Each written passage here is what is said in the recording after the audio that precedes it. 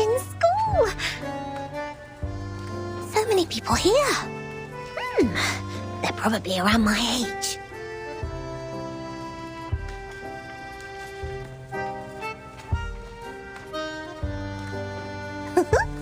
We've also got this many shelves in the library of Sotheby's Manor.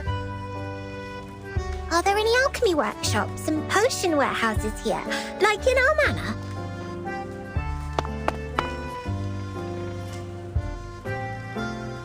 Where can I find Miss Buenish? Madame Z told me to come here, but she didn't give any other clues. The people here really need Mr. Teacaptor, who is always nice and warm to the guests. Just twist his teapot ear, then he can take you anywhere. If not so, placing a luck-a-day potion at the entrance would help as well. If I had made it before I came, Miss Buenish and I might have met by now. Or she will just pop up behind me.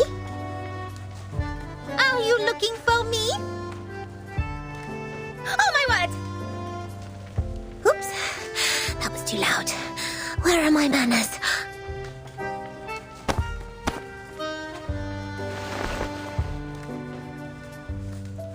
Oh, nice to meet you. Are you Miss Buenish?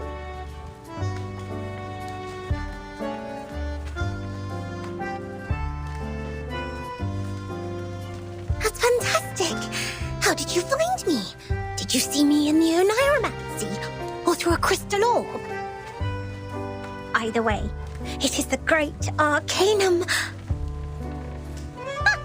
I'm much greater than that. Look at you, dressed as if you'd just been to a ball.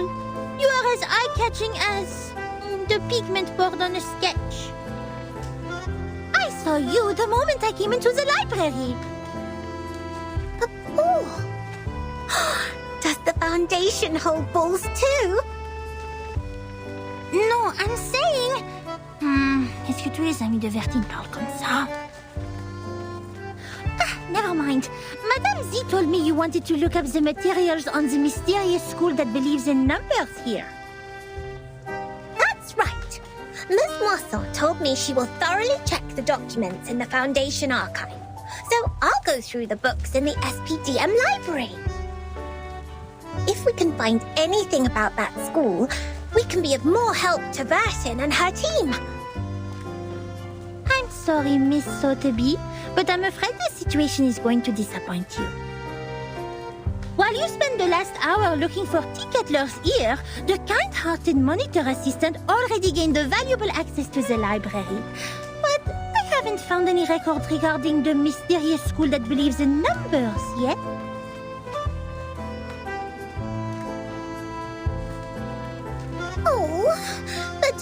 But Miss Moisson said there are so many books here that they can cover the entire back of a Stronsay beast. That's a bit exaggerated, but she's right. Nevertheless, the librarian was transferred to a more important position years ago due to the storm. Many old books are not yet sorted. Some even went missing in the chaos. The only relevant materials I could find are the stories of Pythagoras and some books on mathematical theorems. But I don't think they have anything to do with Vertine's issue.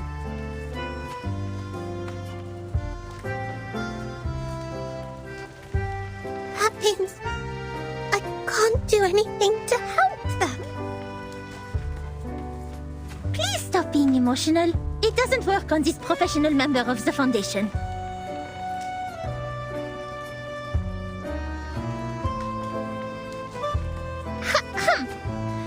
Without field investigation permission, I can't take you out to collect information. But in fact, there is still another reference room only known to the most outstanding monitor assistant. Hooray!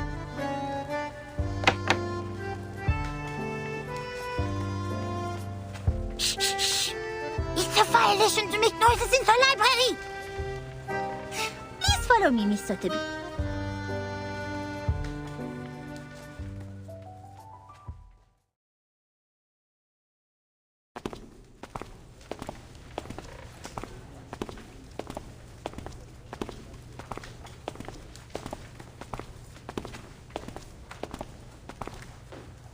Thank you so much, Miss Buanish. You mentioned ball. I haven't heard that word for a very long time.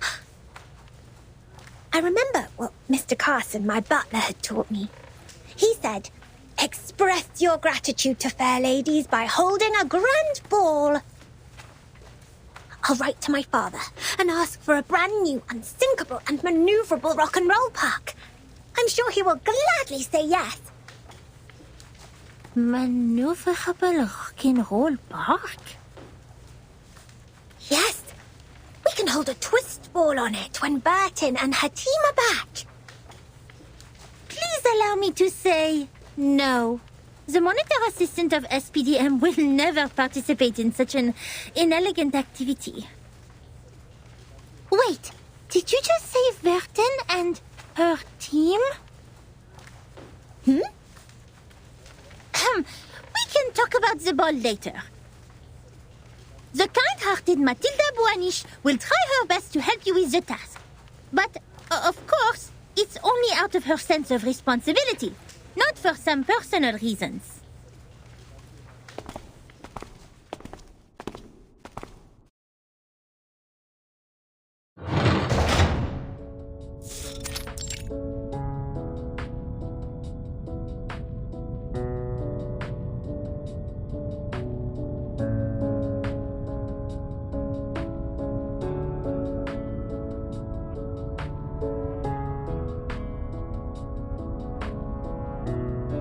We are the reference room storing unnecessary information. It's a place ignored by most staff. Even so, this careful, reliable monitor assistant will not let go of any details.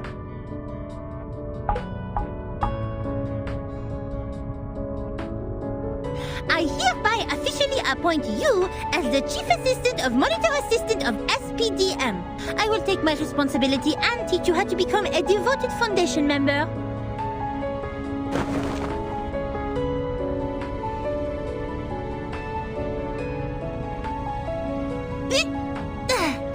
Here is your first task. Read through these unsorted old files. All of them.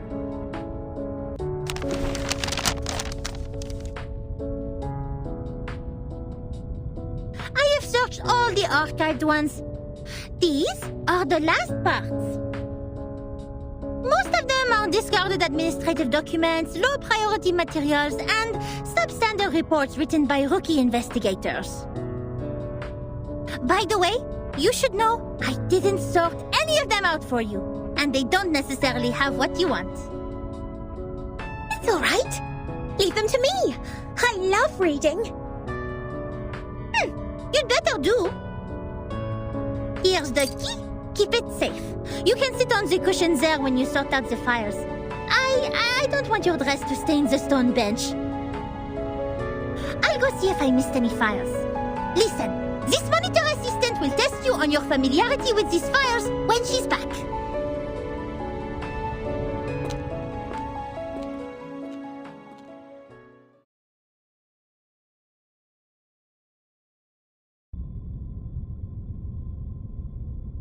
Check completed.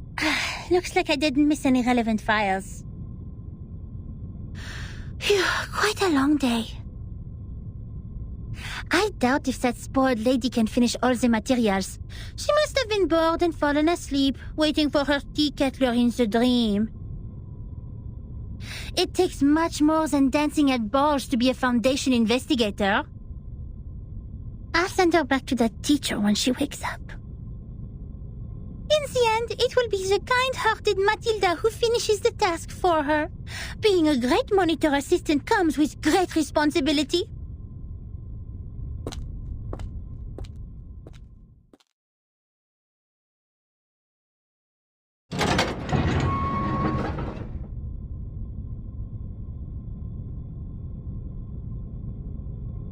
Oh! Miss Buanish!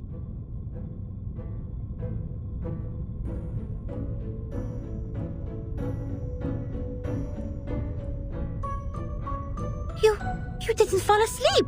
Did you sort out these files? Yes.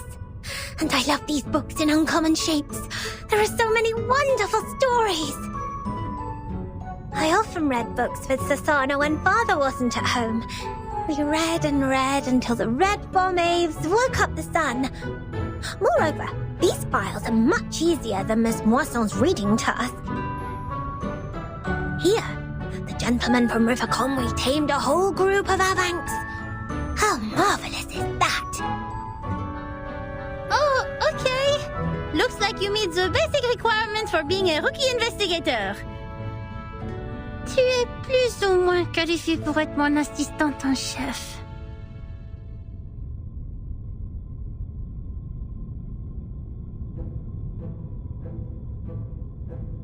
And I also found this interesting report.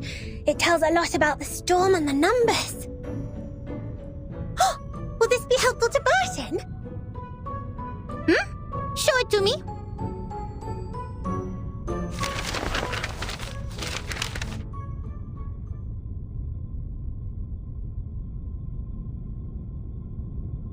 I have to say, it is undoubtedly a violation to submit such a report, but it will be a travesty of the truth and human sense if I cover it up. Peace, sense, justice. They have always been the creeds in my heart, and are now the reason why I have decided to write down the whole thing. A long time has passed since the first attack of the most severe crisis in our time, but we are still wondering, what on earth does it mean? That was the eve of the millennium, of which no one had any memories, illogically.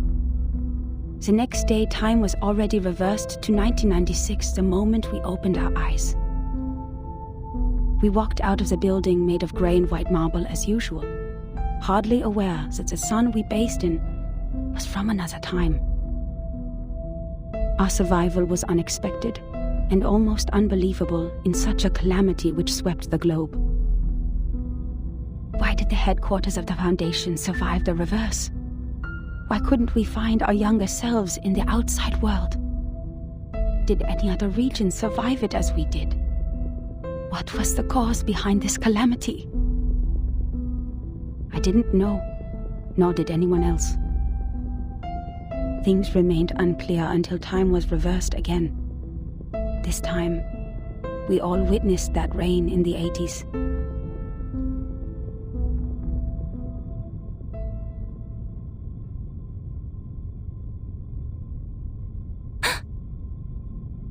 These files Burton needs? I think so.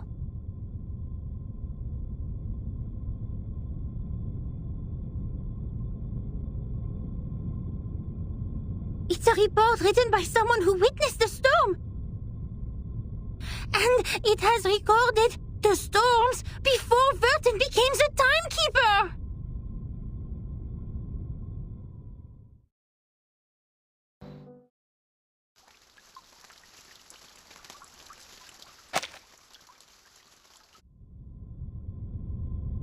Before she became the timekeeper?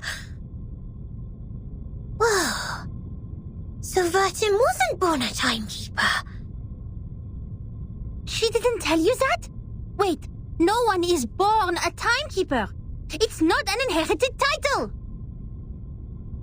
Anyway, this report includes the secret chronology only accessible to the core members of the Foundation. You can only check it under the supervision of the monitor assistant before you become a qualified investigator.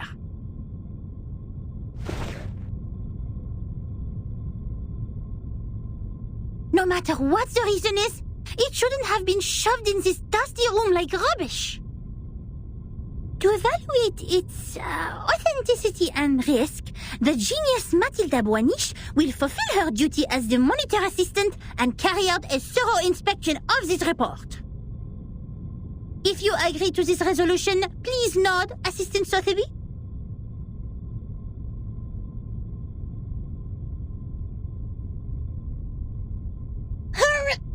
Yes.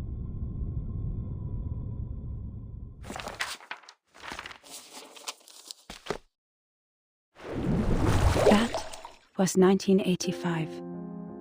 A gloomy, miserable night compared to that peaceful morning in 1996, when we were only bothered by confusion.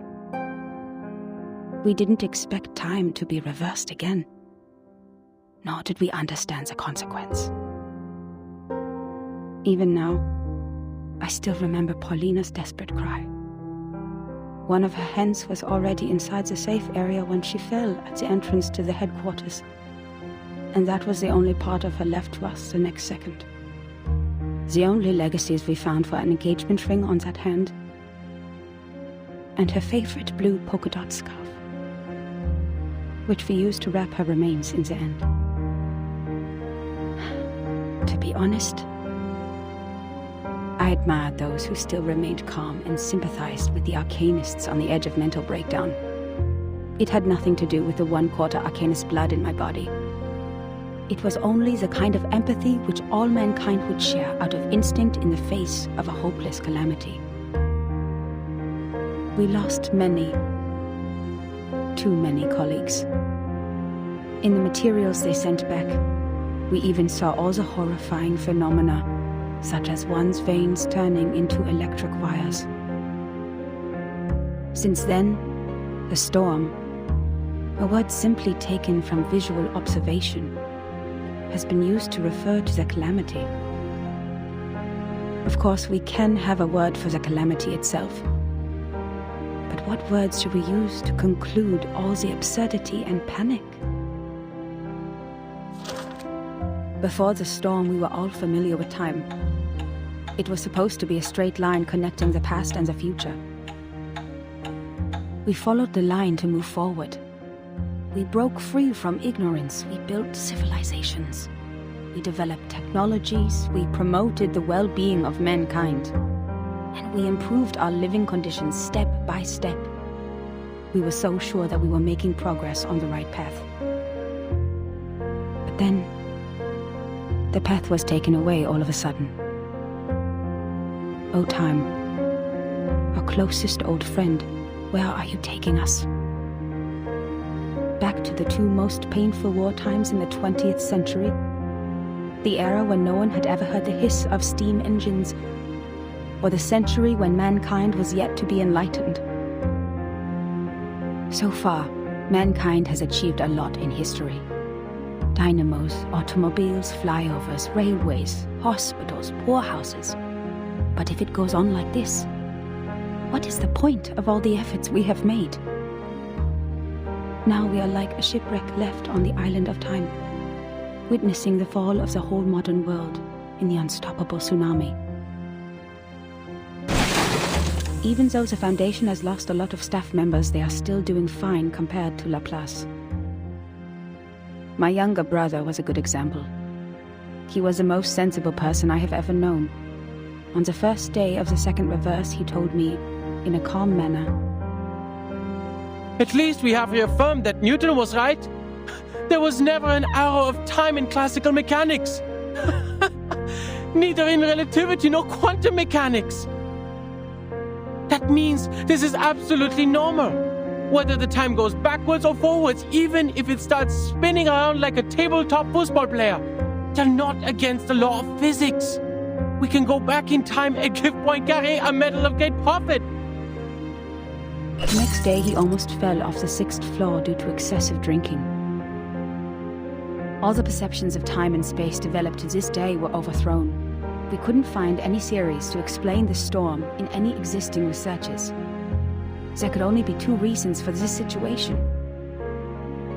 Either we've been completely wrong all the time, or we've come to a brand new world. And this new world can never make sense in the way of science, or that of physics. It cannot be verified by an independent third party, and it is impossible to be comprehended through reasoning. Is it true that we have been going the wrong way? Is it true that those once proven wrong by history, those arcanists who claim to possess gnosis, are actually on the right path? In fact, the one who put an end to the chaos was indeed not a human. This thing, I had no idea what it was. It claimed to be a machine which never stops working, It laughed at the limitations of our brains and the metaphysical mistakes we make ceaselessly. But it did solve the most urgent issue. A system was built to tackle storm-relevant emergencies after it took charge of Laplace. The first measure it adopted was contacting all the existing branches of the Foundations at the time to confirm the scale of available manpower. Then it built observation stations all over the globe to find if there were any other regions immune to the storm. After that, numerous offices responsible for deducing the cause of the storm were established. Even though there were countless disagreements during the research, at least we had taken the first step. I handed in the application to take part in this mission, determined to get rid of the fog in my mind. In 1986, I was assigned to the office in Egypt. All my friends came to the dock to see me off, because we knew it could be the final goodbye. Even though we were equipped with the emergency communication devices issued by Laplace, we were still not clear when the storm would assault us, or where we could hide nearby. What really scared me was not the threat to my life, but the possibility of dying ignorant. Then I boarded the ship to Alexandria from Athens. And that was when I met her. Now when I recall it, it was almost impossible to ignore that group of arcanists on the ship. There were about a dozen of them, all in eccentric stitched robes. They were followers of a strange school which mixes arcanum and mathematics. I talked to them. No matter how much that conversation bewilders me now, I was more excited than confused at the time. They also survived the storm in 1996, and they noticed the unusual changes taking place in the world as well. That means I actually met another group of survivors from the millennium.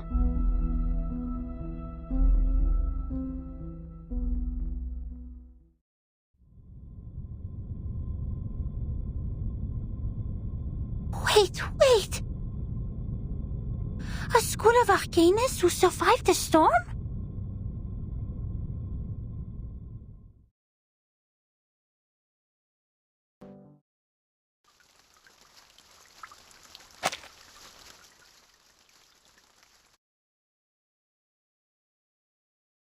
A mixture of arcanum and mathematics. The ship on the Mediterranean. Unbelievable.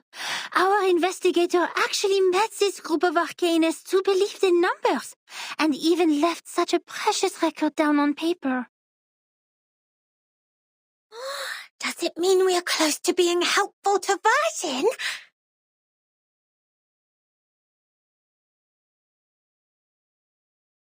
Certainly. It's what we deserve for all the efforts today.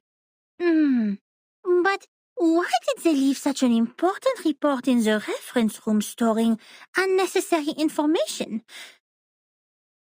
Did they misput it here after the chaos of the storm?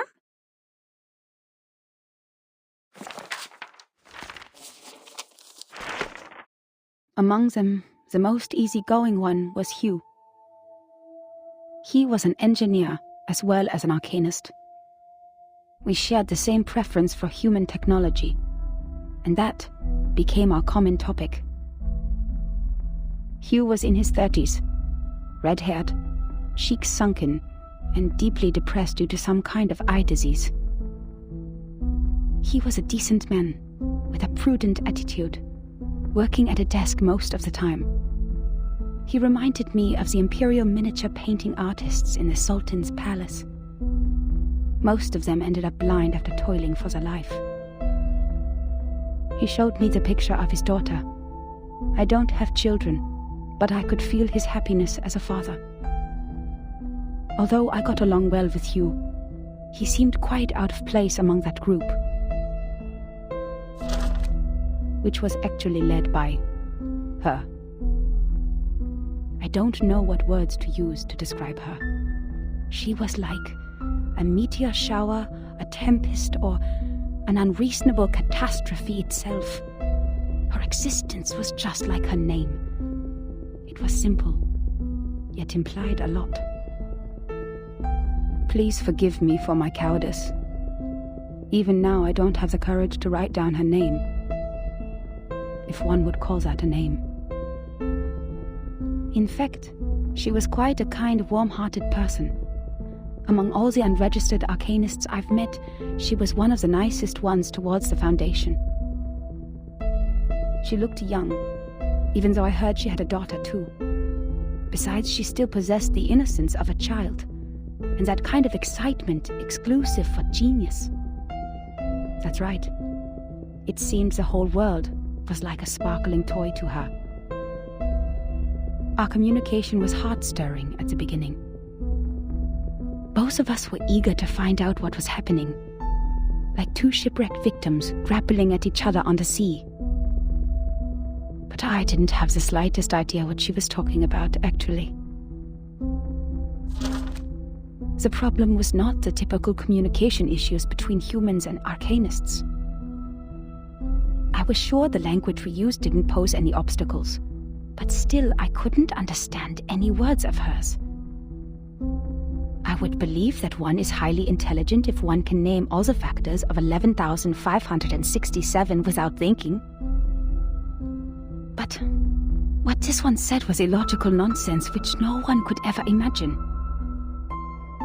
She claimed that there is a world of numbers, above all else, where the non-physical essences of all things exist in the form of timeless, absolute, unchangeable ideas, and that the physical world where the time flows is nothing but an appendage, which has never been real or true. And that's why the chaos in this world is not worth any attention, and we should focus on what happened to the supreme existence. What an utter disaster combining modern maths with ancient superstition. I saw another hubristic arcanist pretending to be the prophet by reliving Platonism. I don't even bother to mention the balderdash on soul numbers. Even the New Age movement could use some of her absurdity. But that was not yet the end. She even claimed to be aware of the exact year when the next reverse would happen. But when I asked her about it seriously, she said, "My apologies. I've made an oath. I shall and only shall reveal the demonstration to people who have their own soul numbers." I'm not sure whether she was making fun of me or being serious, but I had this feeling that she was eager to tell me how she was granted the secret through a moment of afflatus. It seemed she just saw through the laws behind all things instead of finding them through logical deduction. Can't you see it? It is right in front of you. After I expressed my inability to comprehend her words 30 times, she finally gave up and proffered regrets. I'd rather take it as a new kind of humiliation. What really irritated me about her, however, was her contempt towards science and all the scientific research methods. As far as I'm concerned, the value of a theory lies in its reliability, universality, and generalizability. Our pursuit of the truth has laid the foundation of modern science, allowing us to change the world. Yet, in her eyes, the value of a theory lies in its beauty. I talked to her on the current situation, and I told her how we would save lives and preserve the hard-earned technology of mankind if we could find the pattern of the storm. It was of course not an easy thing to do and would take enormous manpower, so I asked her sincerely to join the Foundation. Yet again she responded with contempt. She believed they would only become another military squad of the Foundation's. Darling, maths are beautiful for their uselessness. That's why it remains noble and graceful in this sordid world, despite you humans' reckless action of using it to calculate ballistic. She turned down my invitation and left an unfairly negative comment on our storm observation project. The observation stations you built are destined to be toppled because their basis is the fragile world that follows the laws of physics. The efforts you've made are like nails on a sand beach, which will only be carried away by the next tidal wave. But I said, perhaps our efforts are in vain, but someone has to do it. We will try every corner of the beach before making the conclusion that the world we are living in is already a hopeless ruin.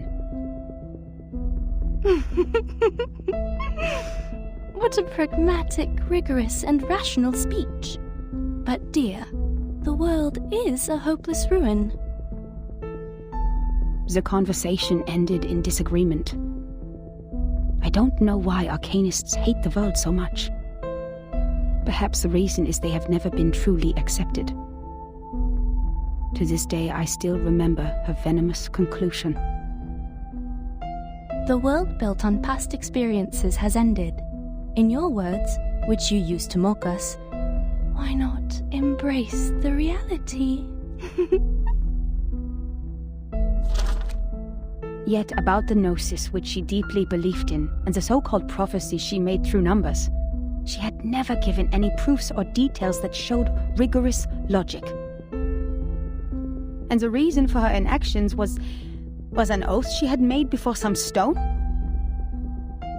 Therefore I believed her words were only the nonsense of a lunatic. When we first met, I thought she was different from all those psychos, who mistook the malfunction of their prefrontal cortex as the will of God. But they turned out to be the same. In the name of human sense, I swore everything she said was absurd and ridiculous to me. Until...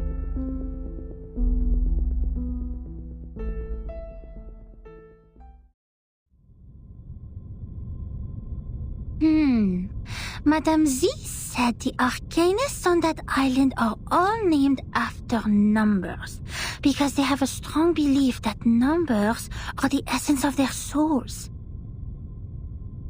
The investigator wouldn't write down her name. Is it because of the conflict between their beliefs?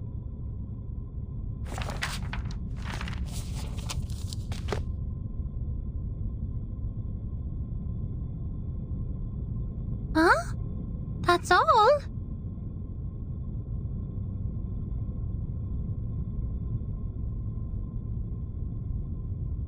Submitting such an unfinished report would only cause problems for the reviewers and evaluators, but this investigator didn't even write down their name. Don't worry, Ms. Burnish. I'm familiar with this situation. Every time after the brave Typhon defeats Jupiter, he returns to the Auto Island. But each time we twist the ear of Mr. Glassbox, Typhon will show up again and again.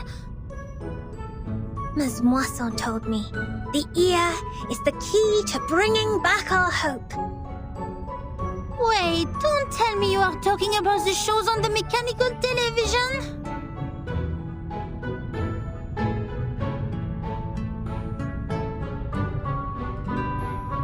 Stop, Miss Sotheby. Please, take a seat on the cushion and listen to me carefully.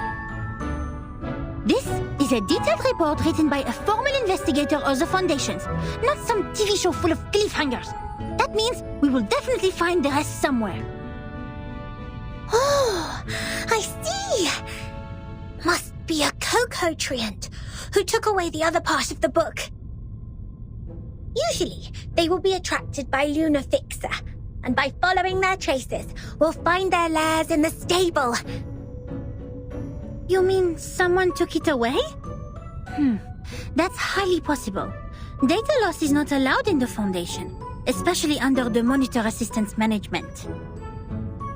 We must prepare Luna Fixer. Don't forget their favorite jigging magical beans. I don't have those materials with me right now, but I can write to them. It only takes a month.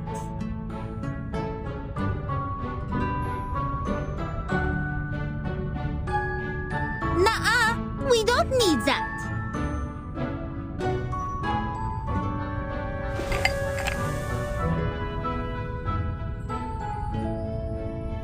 You the task from me when you found this valuable report. Well done, Assistant Sotheby. Now it's time for the great Matilda to show a little bit of her greatness.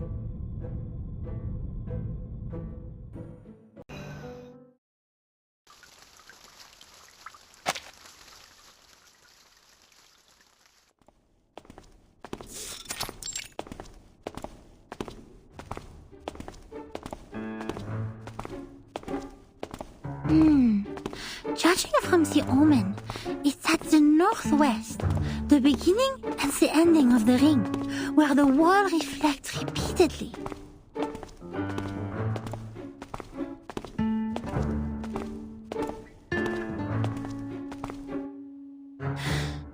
The northwest of SPDM.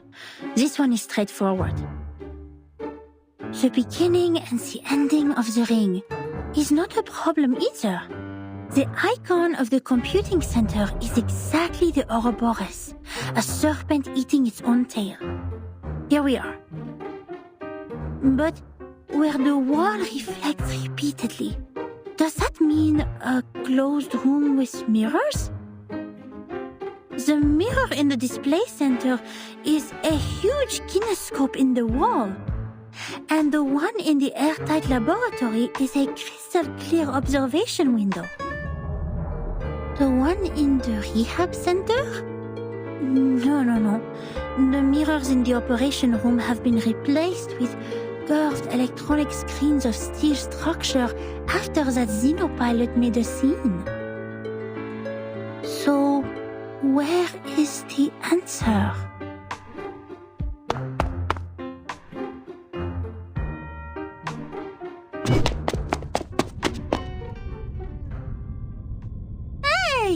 You just hit me! Shouldn't you apologize? Where did you come from, dork? Wasting my time.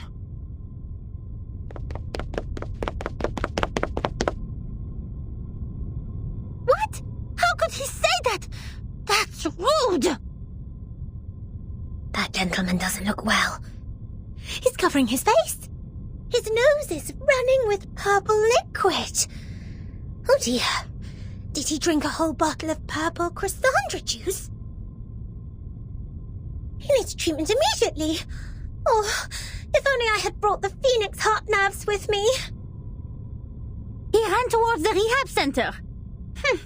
Nothing to worry about. Just another patient trying to prove he has recovered.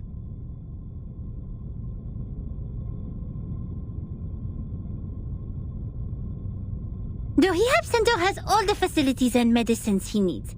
He will be properly treated. But why is he wearing the uniform of Laplace? And where's the receptionist here?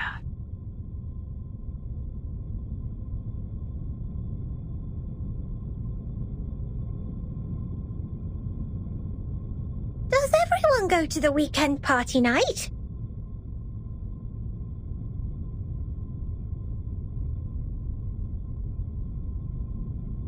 Absolutely not. The researchers here are too busy to do that. The computing center is working on the most urgent and vital project, the research on the immunity to the storm. We should not disturb them unless it's an emergency.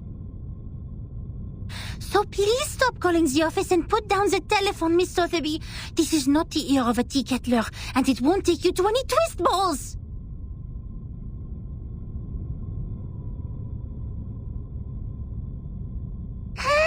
Je sais qu'elle est débutante, mais quand même elle est trop bizarre. Guide new members with caution and patience. Trigger the afflatus at the right time. J'avoue que Verten a remporté une victoire temporaire sur ça.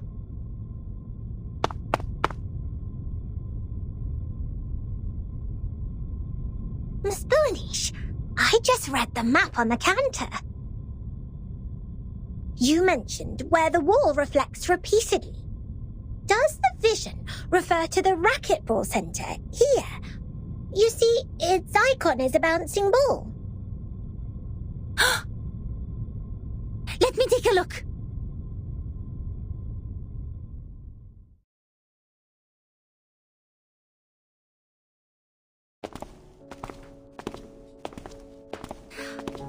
it.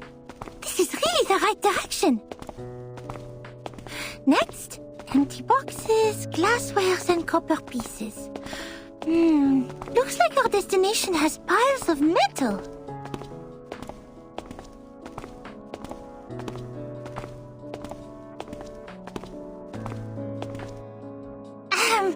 Good job, Assistant Sotheby. I have to say, I might have gone a bit too hard on you. You are more capable than I thought. Thanks to your prompt reminder, we have saved quite some time. Sotheby is glad to help.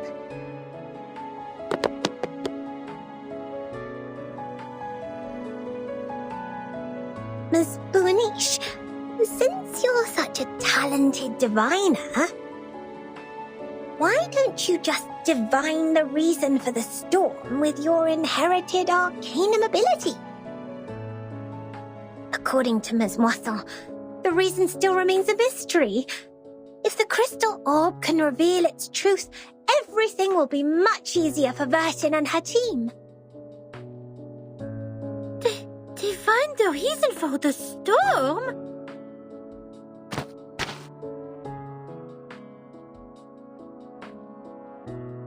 That's impossible for sure. It's a typical mistake of laymen to believe one can see everything through divination. You are an expert on potions and arcane creatures, but you have little knowledge on other subjects. Haven't you received any systematic education on arcanum? Education on arcanum? I'm of course well educated in arcanum, with Ms. Moisson as my tutor, and my arcane friends such as Typhon from the Auto Island, Jupiter, and... All right, enough.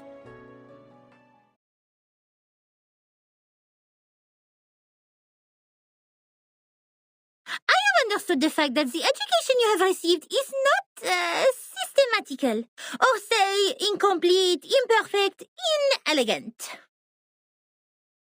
But don't worry, because you are talking to the kind-hearted Matilda. She will spend her valuable time to make it up for you.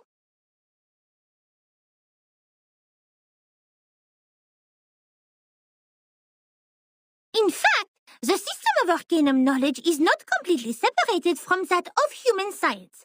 For example, the modern pharmacy and chemistry actually originated from the experiments of potions and alchemy in the ancient times. They developed into two different systems because arcanists focused more on the knowledge ignored by scientists, which is gnosis. The knowledge we learn from divination is exactly under this category. Wow!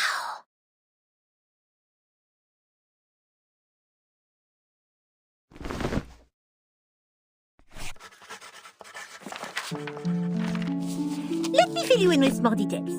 If two human researchers test Snell's law at two different places at the same time without making any mistakes, they will always reach the same conclusion. Or if two potionists use the same ingredients and follow the same formula to make the cough cough stop stop potion separately, their products will also have similar effects. However, if two diviners respectively perform divination on the same thing, they will probably see totally different visions. Because what the divination shows is merely omens.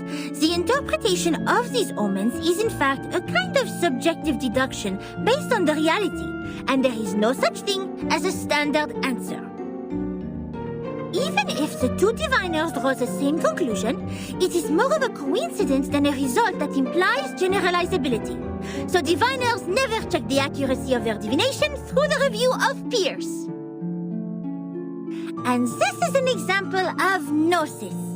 Unlike human sense, it is unique and possesses no universality.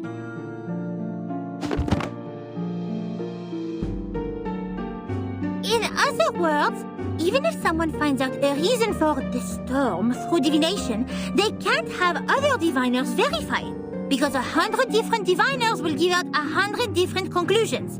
The scene will be even busier than a concert at Musique Verein. That being said, the more possible result we get from the divination is nothing.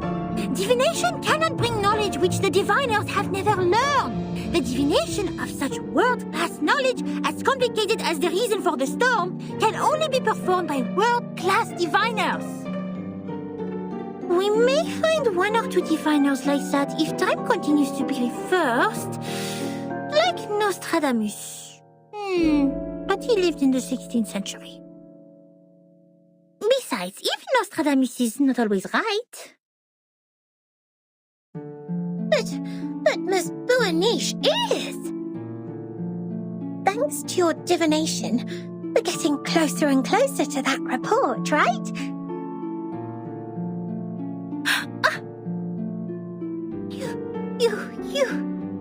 You are right! Finding items, interpreting dreams, and making simple prophecies. All these things are just a breeze for the bright and clever Matilda. But inquiring about the storm is beyond my ability, and it will only bring misfortune. I will never make such a stupid mistake.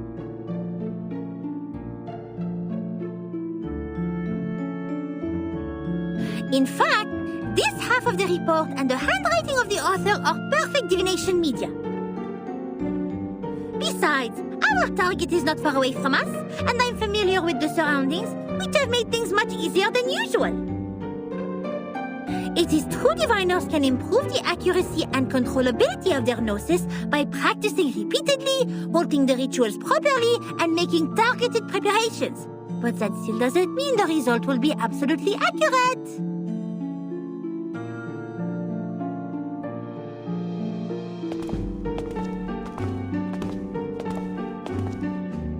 The report says that person who mentioned the School of Numbers claimed she was enlightened about the year of the next storm. Is that also by divination? I am not sure what kind of arcane skills they used, but numbers are indeed a kind of omen, too. I am not talking about the specific knowledge of mathematics, but the numbers themselves, because they are even more abstract than images and languages as kind of symbol. Even so, there is no way for us to verify this prophet, unless it really comes true. That is also why it takes almost nothing to spread a prophecy. My mother told me many people in the outside world write to the Foundation every day, claiming to be prophets who can predict the doomsday and thus requesting unemployment benefits. The doomsday? Unemployment benefits? Oh my! The outside world is far more wonderful than I thought. How fascinating! This Buaniche is even greater than I expected. You bet! Wait, did you mean I was not the greatest?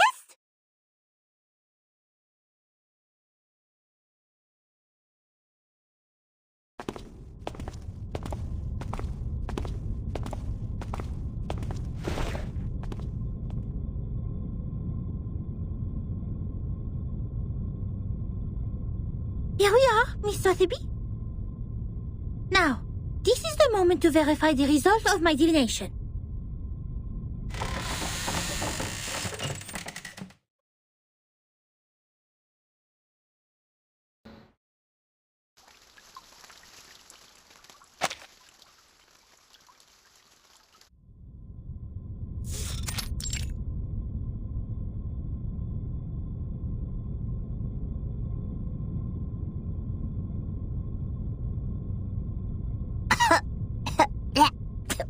Where are we? Lost and found at the racquetball center?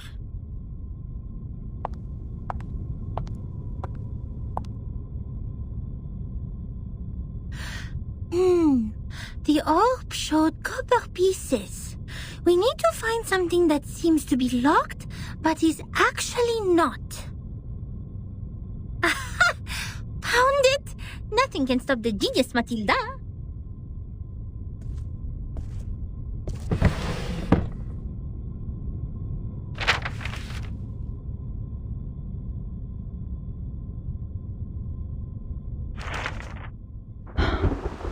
The trip to Egypt didn't go smoothly. The ship was hit by a common storm at sea. We were lost in the fog after that, completely off course. Then something emerged from the water. Since the first storm, the Foundation has received frequent sightings of arcane creatures which should have been extinct in history. I had no idea what I was shooting at, even after I emptied the clip. And I didn't know what to do. Those arcanists brought us back on course. She named the precise longitude and latitude of our location, even without using the sextant in the spare cabin. I wonder how she did that. Perhaps the world did look different in her eyes. Then when I was about to step on a random plank on the ship, she suddenly dragged me back. I thought it was only an inappropriate joke. But the next second, the plank broke. I was stunned, and asked her how she saw that coming. She just answered me as if we were talking about the weather. Because that plank is deformed like a rhombus. I was confused. Where is the rhombus? She laughed. The rhombus can't be seen with eyes. You shall close your eyes, hearken to the teaching of the Supreme Existence, and seize the moment of afflatus. Of course, I didn't see anything.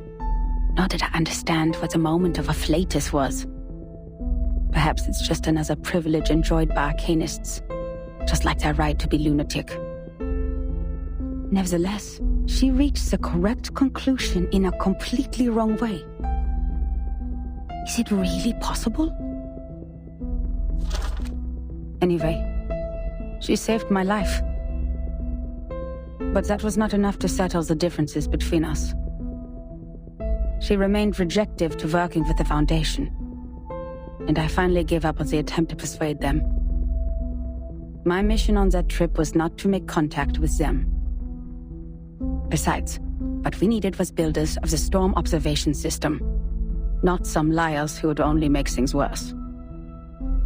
As for the shelter they took from the storm, she wouldn't say a word, as if she were dealing with a spy who pried to find out the deepest secrets of the Arcanists. In the end, Hugh mediated between us. He gave me an address in Istanbul to which I could send the letters to contact them. After that, I spent more than half a year in the Egypt office. Things were even worse there than I expected. Some have gone missing after the storm. The people who were supposed to be in the Egypt office, according to the member list stored in the headquarters in 1985, were not there when I arrived. The situation could be caused by the limitations of the transmission of paper-based materials, or because the computer was not yet popularized to every corner of the globe at the time. One minor mistake of a copyist could develop into a huge difference. Besides that, the chaos inside Laplace was an even worse issue. I learned that someone published the paper Samplings of Global and Regional Chaotic Energy Route Changes in the name of Butterfly of Lorentz.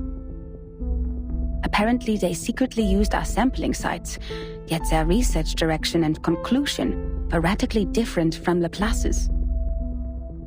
The researchers equally divided into two schools, one sticking to the human technology they have focused on, and one changing their direction to Arcanum.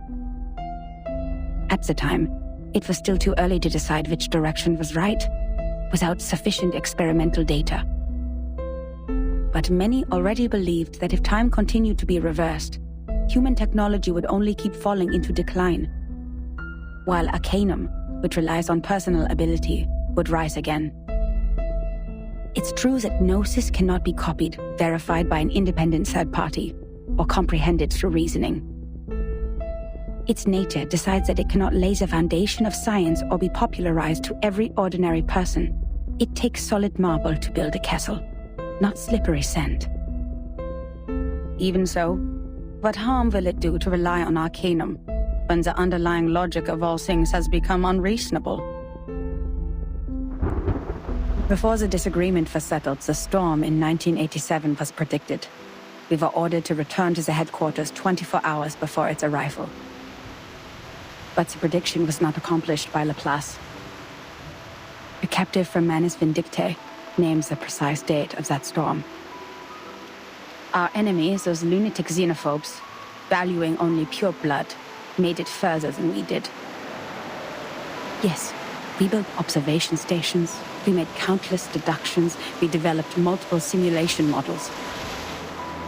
We made efforts, we sacrificed life, we did whatever we could. Yet the result was that we didn't find any other regions immune to the storm, except the headquarters and another one in North America. In the end, 95% of the branch members were reversed, 87.9% of the equipment was destroyed, and 100% of our predictions failed. In conclusion, our endeavor brought no achievements. As for the captive from Manus Vindictae, the delirium patient who claims that oracles flowed under his parietal bone, when we asked him how he learns the precise date of the storm, he burst into laughter. Can't you hear it? Has God left you behind when he spread his grace? Then, he smashed his own skull with a handcuff. Yes, there was no doubt. He was an incurable lunatic. But his insane nonsense was exactly the reason we survived the storm again. No matter how unreasonable or illogical it was, or how much a lie it sounded like. So we'd better believe we shouldn't go out in black today because the fish is swimming in the water. We'd better believe in the existence of the non-physical, everlasting, transcendent world where everyone's soul is a number. We'd better believe in the supreme existence which caused the disorder of time by merely casting its shadow. That means the life of individuals means nothing more than rubbish, and the world is but an imperfect ruin, where only the chosen ones will pass the trial, where the rest will be eliminated by the rain. How am I supposed to do that? Finally, I made up my mind to write to her. I didn't expect her to answer my questions. All I wanted was to confirm if she had survived that storm.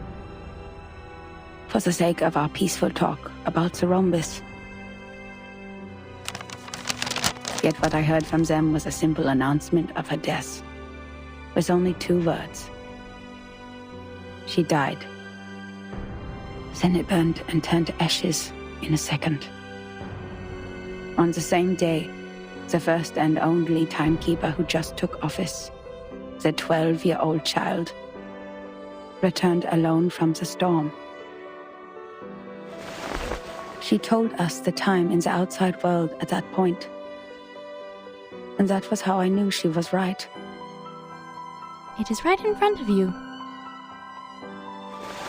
But if there is a God, why are you playing such a prank on us after we had suffered from the collapse of all the existing orders and the failure of all the great laws? If this is what she calls the glimpse of the supreme existence, the moment of afflatus, do you have to present it in such a cruel way? The last 2 digits in the number of the year after that storm were exactly her name and her number. 77.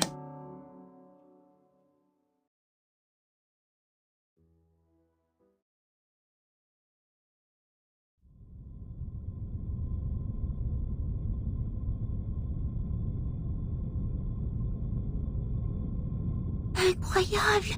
Incroyable! C'est vrai! Quelqu'un a vraiment fait cette prophétie! Ertin and Sonetto will be thrilled to know what we found! Well done, Miss Sotheby! You performed as well as a formal investigator! We need to submit this report to your instructor immediately!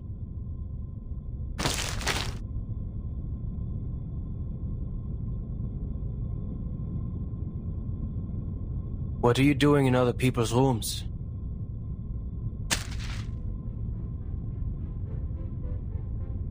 This is my personal item. You have no rights to take it. Please leave immediately. Personal item? This is a precious record that should have been submitted to the Foundation. According to Administration and Regulations for Dispatch Personnel, St. Pavlov Foundation Decree number 259, every member of the Foundation, when acting as a field investigator, is required to create a comprehensive investigation report of all their actions and promptly submit it. And they are obliged to ensure the authenticity, objectivity, and impartiality of the report. No personal bias is allowed in the content. If you have read this report, miss, you should know that it's not even qualified to be filed. But this is an emergency!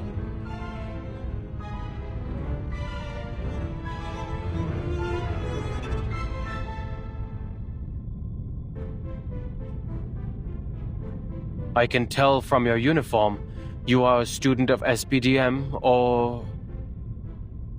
This is Laplace. Do you have your guardian's approval to leave the school, Miss Underage Student? Approval? I don't need that. I am not a student. You are talking to the exceptionally promoted monitor assistant of SPDM. Here is my ID.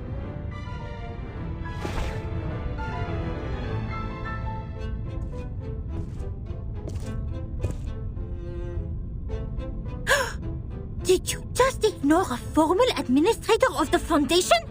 This monitor assistant will report every misbehavior of yours. Every little bit of them.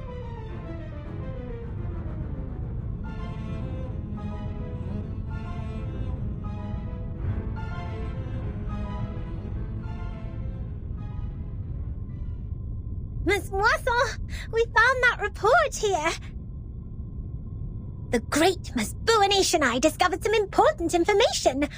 I came to you and Madame Z immediately after we read it. Miss Buanish, why are you confronting Mr. Chair?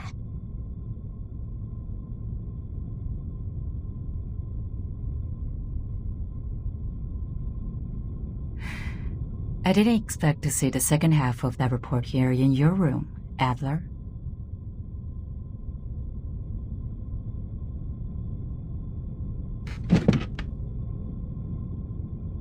Don't call me that, friend. Why not just call me Enigma? Just like everyone else. Relax. I know nicknames mean no harm. But I don't understand. How is a report filled with meaningless words of any concern to you, Madam Z? It provides information about the Arcanist group Virgin is now dealing with. If possible, please give it to me. Of course. How can I turn down a request from Constantine's chief of staff? Take it away. I hope you don't mind the mold on it.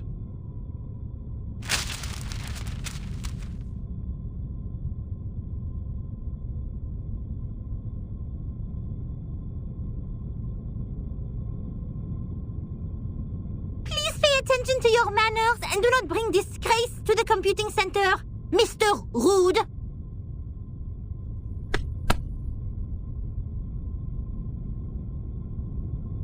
Ms. Buanish? Ms. Sotheby? You've done a great job. I'm sure what you have found would be of great help to Timekeeper. And I will report your active performance in this mission to SPDM as soon as possible, Ms. Buanish. We need to further analyze the files you found. The first on the scene could provide more detailed information. Let's get out of here. Contribution exceptionnelle!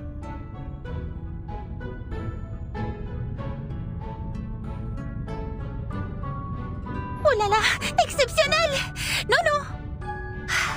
Calme-toi, Mathilda. I didn't accomplish it alone. Assistant Sotheby also played a significant role. Hooray!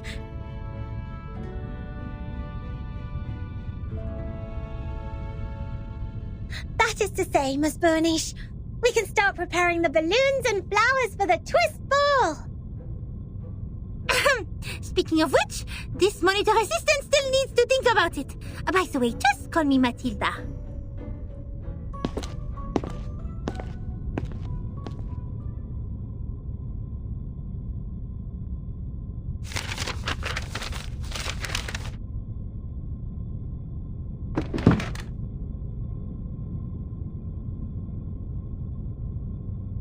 There will be no advance in human technology.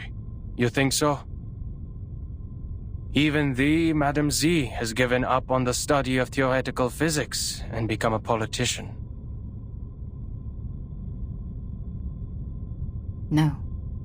I've never thought of that.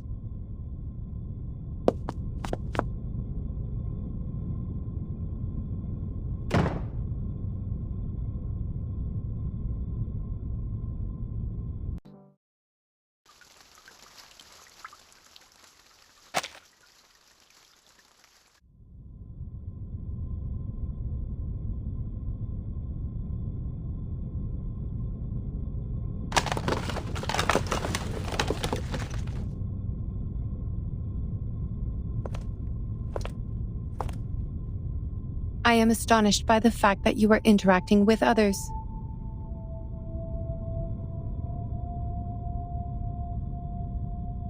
They broke in.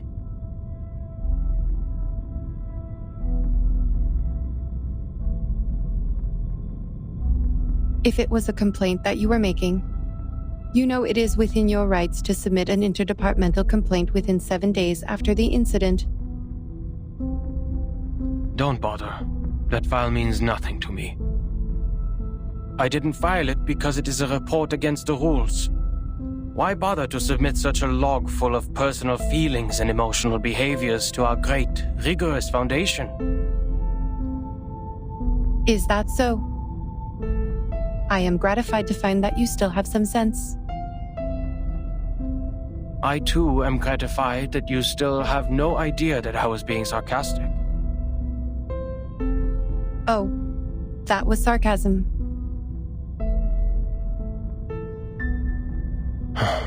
Never mind. What do you want from me, Madam Lucy?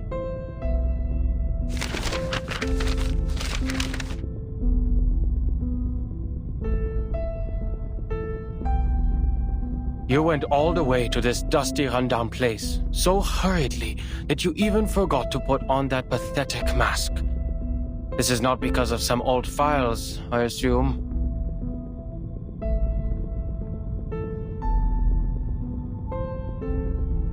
Certainly.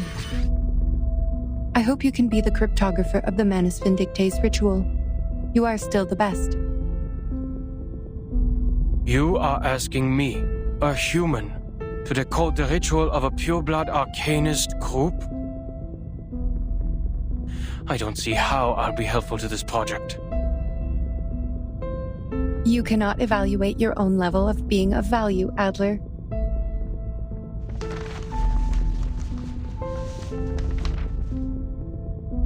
Well, you evaluate our value.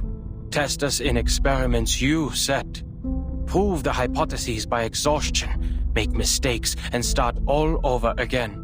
You repeat the process like a roaring locomotive that pulls the research center out of this chaotic disaster.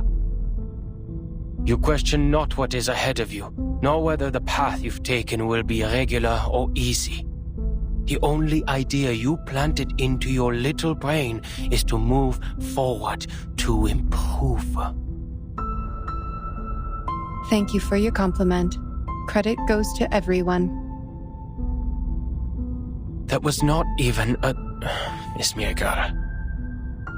Guess you agree, a life without creativity is not worth living. And that's the life that I wake up to every day. I'm no longer the person you thought you came here for. I'll never be able to combine human technology and Arcanum. And I'll never comprehend even the slightest part of it. I am useless to you.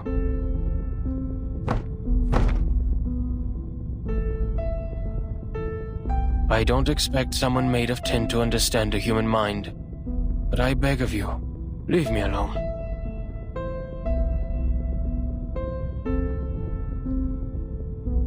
the work of analyzing the masks of Manus Vindictae did not go well. A side effect occurs in the researchers, and it is getting worse. The isolation wards on the basement level are overwhelmed. What a scene. Have you aborted the experiment? Not yet. We have conducted the Arcanum imaging experiment on the masks, and found a component which also exists in the raindrops of the storm. But knowing what it is composed of does not help explain how it works. What we're looking for is the original ritual that the Manus cast on them. You are trying to figure out one's career planning from one's physical examination report. I wonder why it is not working. Even if somehow you manage to find the original ritual, you still need a proper environment to test it, which is the outside world with a coming storm.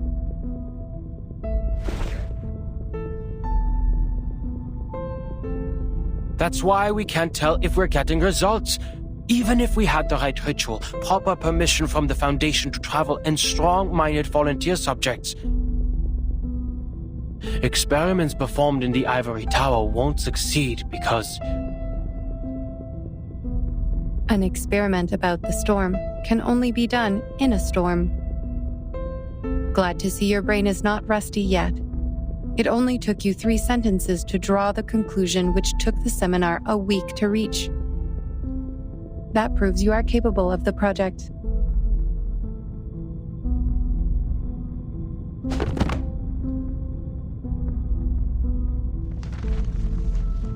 The history maintenance team has forecast different critical points of this storm. Foundation investigators are on their way.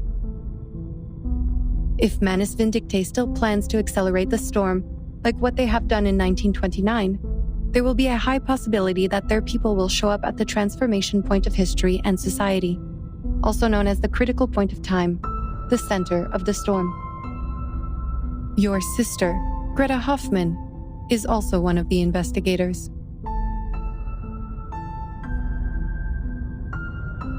I have no interest in any Hoffmans other than myself. We have different perspectives. It is okay.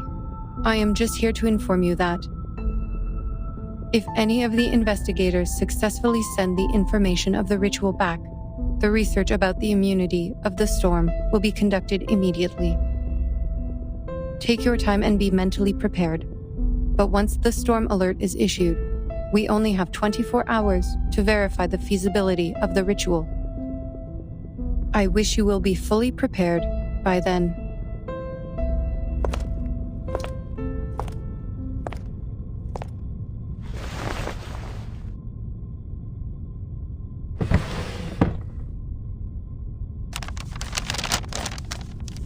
One thing is for sure now. The age of humans has come to an end.